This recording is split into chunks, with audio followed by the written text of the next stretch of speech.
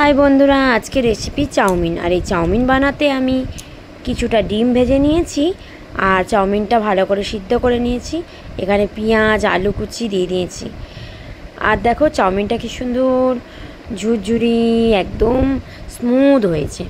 আমার গলা চাউমিন একেবারে ভালো লাগে না, তাই আমি এরকম সরু সরু ঝুরঝুরে চাউমিন খেতে খুব পছন্দ করি এবং আমার বাড়ির প্রত্যেক মেম্বারও খুব পছন্দ করে। আলুটা আর পেঁয়াজটা ভাজা হয়ে গেছে, আমি লঙ্কা দিইনি কারণ আমার মেয়ে ঝাল খায় না। আর এখানে চাউমিনটা দিয়ে একটু নুন দিয়ে ভালো করে আমি নাড়িয়ে চাড়িয়ে নিচ্ছি, একটু ভেজে নিচ্ছি। আমরা তো অনেকেই বাড়িতে এখন বিভিন্ন মশলা বিভিন্ন ভেজিটেবল দিয়ে চাউমিনগুলো বানাই খাই, কিন্তু আমরা যখন ছোট ছিলাম তখন আমার মা না আমাকে এরকম সিম্পলভাবে আমাকে ডিম দিয়ে আলু দিয়ে চাউমিন বানিয়ে দিত। আর এই উপর দিয়ে দেখো গোলমরিচ গুঁড়ো আর জিরে গুঁড়ো দিয়ে দিয়েছি। ভালো করে নাড়িয়ে নিচ্ছি যাতে খেতে একটু টেস্ট হয়। আর এটা না বিশেষ করে খুব ভালো লাগে মাঝে মাঝে এরকম সিম্পল চাউমিন খেতে।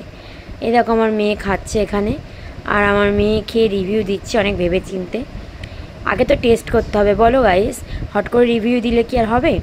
তাই ও খেয়ে আগে দেখলো কেমন লাগছে। আর এদিকে আমিও খেয়ে নিলাম। ও তো লঙ্কা খায় না বলে আমি চাউমিনে লঙ্কা দিইনি। আর এখানে দেখো আমি একটু কাঁচা লঙ্কা নিয়ে নিয়েছিলাম। ব্যাস, আজকে আমার সন্ধ্যের টিফিন রেডি। টাটা।